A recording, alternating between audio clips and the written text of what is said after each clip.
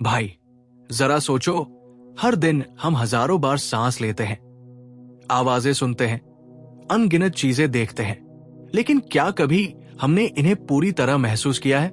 ज्यादातर लोग जिंदगी ऐसे जीते हैं जैसे ऑटो पायलट पर हो। सांसें चल रही हैं, कदम बढ़ रहे हैं, बातें हो रही हैं, लेकिन भीतर खालीपन बना रहता है। मेडिटेशन कोई मुश्किल साधना नहीं है।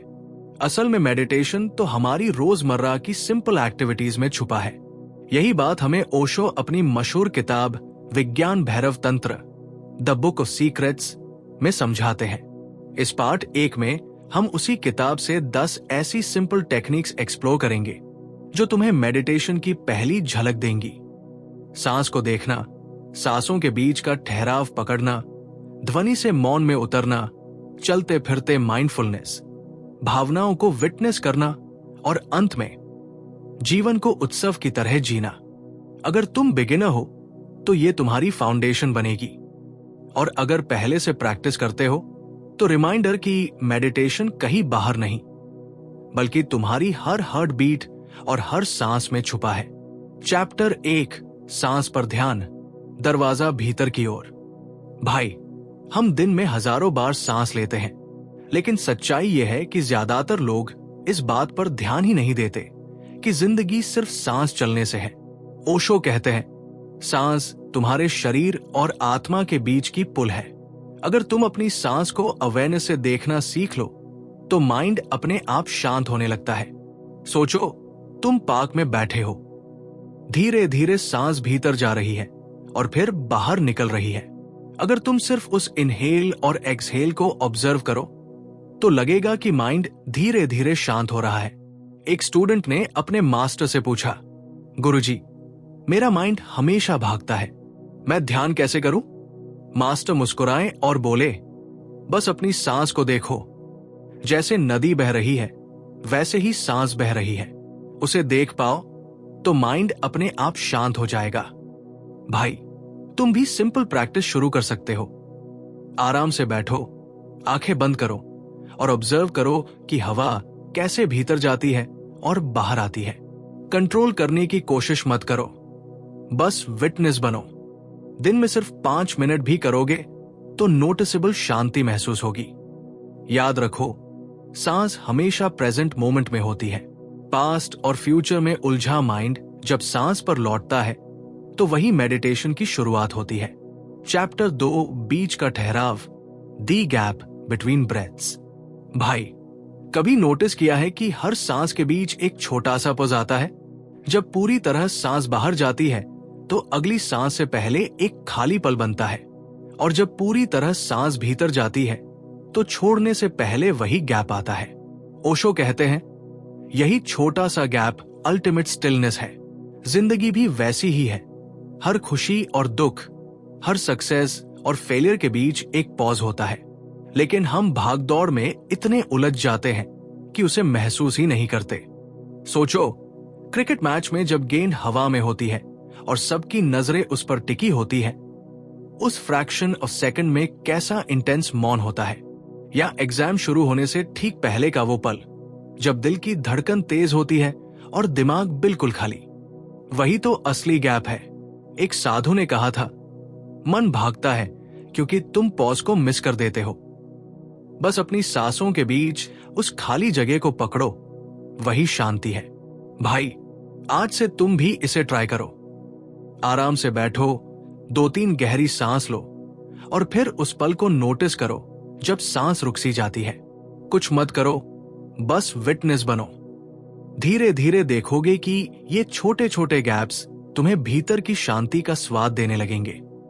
याद रखो, शांति कहीं बाहर नहीं, वो तुम्हारी सांसों के बीच छुपी है।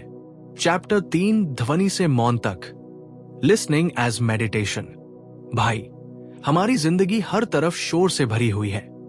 गाड़ियों के हॉर्न, मोबाइल की रिंगटोन, लोगों की बातें। इतना सुनते सुनते हम असली साइलेंस को भूल गए हैं। लेकिन ओशो कहते हैं, अगर तुम सच में सुनना सीख जाओ तो यही आवाजें तुम्हें मेडिटेशन में ले जा सकती है। इमेजिन करो, क्रिकेट स्टेडियम में बैठे हो, अचानक गेंद ऊंचाई में उड़ती है और पूरे मैदान में फ्रैक्शन ऑफ सेकंड के लिए अजीब सी खामोशी छा जाती है। वही साइलेंस ध्यान का डोरवे है। या सोचो, गांव की रात है, दूर मंदिर की घंटी बजती है और उसकी वाइब्रेशन तुम्हारे दिल में गहराई तक उतर जाती है। उस पल में कोई सोच नहीं, बस प्योर लिसनिंग होती है। एक बच्चे की कहानी है। वो नदी किनारे बहते पानी की आवाज सुनता था। शुरुआत में उसे खेल लगता था, लेकिन धीरे धीरे उसने पाया कि उस ध्वनि को सुनते सुनते उसके विचार खुद डिसोल्व हो जाते हैं। भाई, तुम भी प्रैक्टिस कर सकते हो। बस किसी भी साउंड को चूज करो, चाहे पंखे की आवाज, पक्षियों की चहचहाट या अपनी हार्ट बीट। बस सुनो, जज मत करो। बीच बीच में जो मौन की लहर आती है, उस पर ठहर जाओ। याद रखो, साउंड तुम्हें बाहर ले जाती है, लेकिन साइलेंस तुम्हें भीतर खींचती है। चैप्टर 4, वर्तमान में जीने का रहस्य। Be here now. भाई, हमारी जिंदगी का ज्यादातर हिस्सा या तो पास्ट में फंसा रहता है, काश मैंने ऐसा किया होता, या फिर फ्यूचर की चिंता में, अगर ये फेल हो गया तो क्या होगा। लेकिन सच ये है कि पास्ट सिर्फ मेमोरी है और फ्यूचर इमेजिनेशन। असली जिंदगी तो सिर्फ अभी है, दिस वेरी मोमेंट। ओशो कहते हैं, बी हियर नाउ। सोचो, एक बच्चा बारिश में भीग रहा है। उसके लिए न कल है न कल, बस अभी की हंसी और कूदफान है। यही प्रेजेंट मोमेंट का स्वाद है। या इमेजिन करो, एक म्यूजिशियन गिटार बजा रहा है। वो सोच नहीं रहा, वो बस फ्लो में है। यही फ्लो मेडिटेशन है। लेकिन बड़े होते होते हम ये गिफ्ट खो देते हैं, क्योंकि दिमाग रिग्रेट्स और वरीज में उलझा रहता है। एक साधु से किसी ने पूछा, ध्यान क्या है?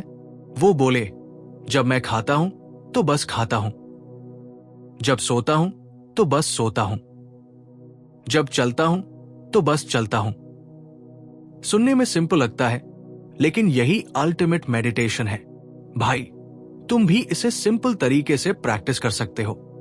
जब खाना खाओ तो सिर्फ स्वाद और खुशबू को महसूस करो। मोबाइल या बातों में मत उलझो। जब वॉक करो तो हर स्टेप को ऑब्जर्व करो, जैसे धरती से तुम्हारा सीधा कनेक्शन हो। और जब किसी से बात करो तो उनकी आंखों में देखकर सिर्फ सुनो, बिना जजमेंट और बिना रिप्लाई प्लान किए। याद रखो, जिंदगी हमेशा अब में अनफोल्ड होती है, और जिसने इस पल को पकड़ लिया, उसने मेडिटेशन को पकड़ लिया। चैप्टर 5, आंखों का ध्यान, the power of inner gaze. भाई, क्या तुमने कभी किसी की आंखों में सचमुच गहराई से देखा है? ज्यादातर लोग नजरें जल्दी हटा लेते हैं, क्योंकि आंखें झूठ नहीं बोलती, वो सीधे आत्मा का दर्पण होती है। ओशो कहते हैं, आंखें सिर्फ देखने का साधन नहीं, बल्कि मेडिटेशन का गहरा डोरवे है। सोचो, बचपन में जब तुम रात को अंधेरे में छत देखते देखते नींद में डूब जाते थे, तो आंखें स्थिर हो जाती थी और माइंड अपने आप शांत हो जाता था। या कभी मिरर में अपनी ही आंखों को थोड़ी देर तक देखो। शुरुआत में अजीब लगेगा, लेकिन धीरे धीरे तुम अपने भीतर उतरने लगोगे। एक साधक की कहानी है। वो राइजिंग सन को रोज स्थिर दृष्टि से देखता था। पहले उसे सिर्फ तेज रोशनी दिखती थी, लेकिन धीरे धीरे उसने उस प्रकाश के पीछे छुपी गहरी शांति को महसूस किया। उसकी आंखें डोरवे बन गई, बाहर से भीतर जाने का। भाई, तुम भी इसे सिंपल तरीके से प्रैक्टिस कर सकते हो।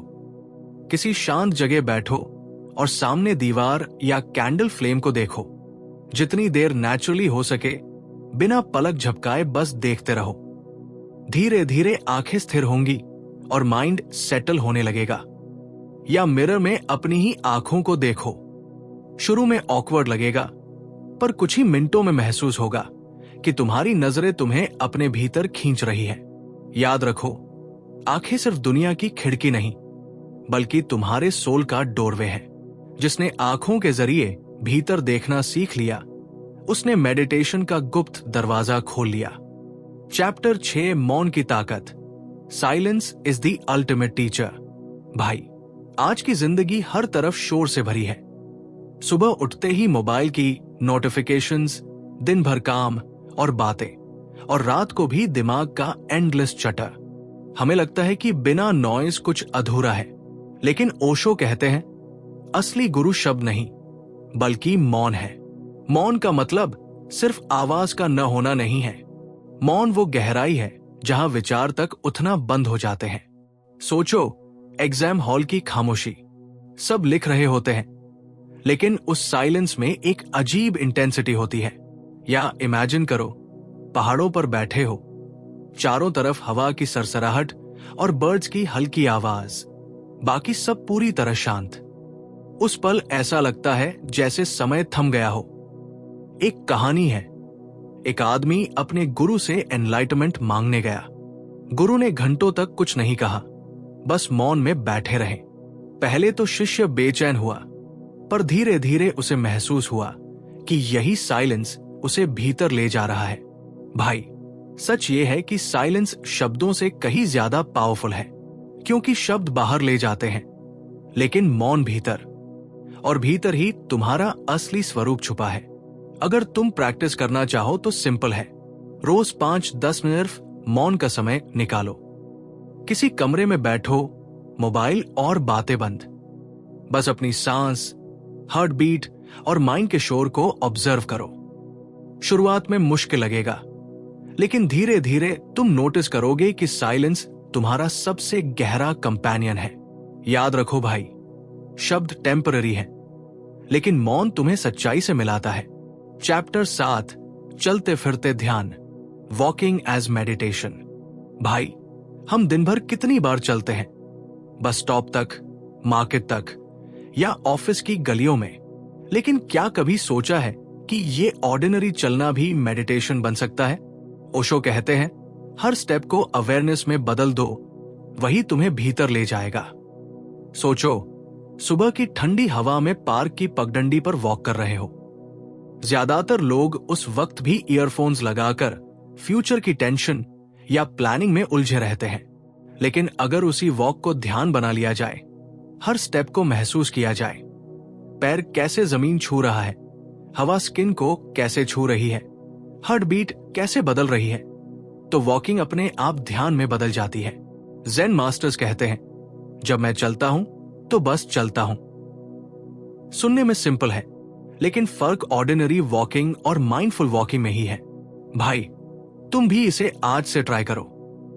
कोई शांत जगह चुनो, पार्क, टेरेस या घर का कमरा। धीरे धीरे चलो और हर स्टेप को नोटिस करो। पैर उठना, आगे बढ़ना, जमीन छूना। अगर माइंड इधर उधर भागे तो जेंटली वापस स्टेप पर ध्यान ले आओ। धीरे धीरे देखोगे कि चलना सिर्फ बॉडी मूवमेंट नहीं रहेगा, बल्कि एक गहरी यात्रा बन जाएगा। याद रखो, लाइफ की असली यात्रा डेस्टिनेशन तक पहुंचने की नहीं, बल्कि हर स्टेप को जागरूकता से जीने की है। चैप्टर 8, भावनाओं का साक्षी, विटनेसिंग योर इमोशंस। भाई, हमारी पूरी जिंदगी इमोशन से भरी होती है। कभी खुशी का झूला, कभी दुख का तूफान, कभी गुस्से की आग, तो कभी प्यार की मिठास। प्रॉब्लम यह है कि हम इन भावनाओं में बह जाते हैं और बाद में रिग्रेट करते हैं। ओशो कहते हैं, भावना में बहना मत, उसे देखो। जब तुम देखोगे तो तुम उसके मास्टर बन जाओगे। इमेजिन करो, किसी दोस्त ने तुम्हें गुस्सा दिलाया और तुमने बिना सोचे हर्ष वर्ड्स कह दिए। बाद में सोचा, काश कंट्रोल कर पाता। यही होता है जब हम विटनेस नहीं बनते। लेकिन अगर उसी पल पॉज लेकर ऑब्जर्व करो कि गुस्सा शरीर में कहां उठ रहा है, चेस्ट में, चेहरे पर या सांसों में, तो रिएक्ट करने की जगह अंडरस्टैंडिंग आ सकती है। एक आदमी मेडिटेशन कैंप में पहुंचा और बोला, मेरा गुस्सा मुझे नष्ट कर रहा है। गुरु ने कहा, जब गुस्सा आए, आंखें बंद करो और देखो कि शरीर में कहां वो वेव उठ रही है। उसने प्रैक्टिस की और पाया कि गुस्सा वेव की तरह आता है और चला जाता है, जैसे आसमान में बादल। भाई, यही सीक्रेट है। इमोशंस परमानेंट नहीं होते, हम ही उन्हें परमानेंट बना देते हैं। तुम भी ट्राई करो। जब भी कोई स्ट्रॉन्ग इमोशन उठे, रिएक्ट मत करो।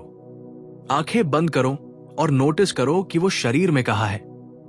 दिल में भारीपन, पेट में हलचल या चेहरे पर गर्मी, बस विटनेस बनो। धीरे धीरे देखोगे कि इमोशन डिसोल्व होने लगता है। याद रखो, तुम इमोशन नहीं हो, तुम उसके पीछे का विटनेस हो। और जिसने ये समझ लिया, उसके लिए हर इमोशन मेडिटेशन का डोरवे बन जाता है। चैप्टर 9, मृत्यु पर ध्यान, मेडिटेशन ऑन डेथ। भाई, सुनते ही डर लगता है, लेकिन सच यही है कि मौत सबसे बड़ा टीचर है। हम सब उससे भागते हैं, उसका नाम सुनकर असहज हो जाते हैं। लेकिन ओशो कहते हैं, अगर तुम मौत को समझ लो तो जिंदगी जीना सीख जाओगे। सोचकर देखो, अगर आज तुम्हारा आखिरी दिन हो तो क्या छोटी छोटी बातों पर गुस्सा करोगे? क्या बेवजह टेंशन लोगे? नहीं भाई, तुम हर पल को इंटेंसिटी और ग्रैटिट्यूड के साथ जियोगे। बुद्ध के समय की एक कहानी है। एक आदमी हमेशा डर में जीता था। बुद्ध ने उसे श्मशान जाने को कहा। वहां जाकर उसने देखा, राजा हो या गरीब, अंत में सब राख बन जाते हैं। वो लौटा और बोला, अब समझ गया गुरुजी, मौत सबको बराबर कर देती है। अब मैं जीवन व्यर्थ नहीं करूंगा। भाई, यही डेथ अवेयरनेस है। जब हम मौत को सच में महसूस करते हैं तो हर सुनरी से एक गिफ्ट लगता है और हर सांस एक मिरेकल। तुम भी प्रैक्टिस कर सकते हो। कुछ देर आंखें बंद करो और इमेजिन करो कि ये सांस तुम्हारी आखिरी सांस हो सकती है।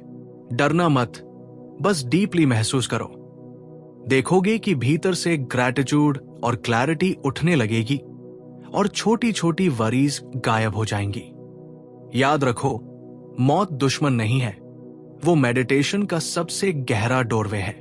जिसने मौत को स्वीकार कर लिया, वही सच में जीना शुरू करता है। चैप्टर 10, जीवन एक उत्सव, सेलिब्रेट लाइफ एज मेडिटेशन।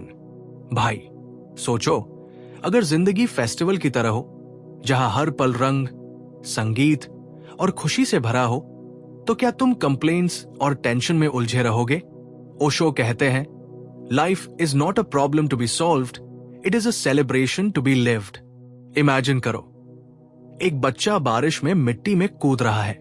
उसके कपड़े गंदे हैं, लेकिन उसकी हंसी अनमोल है।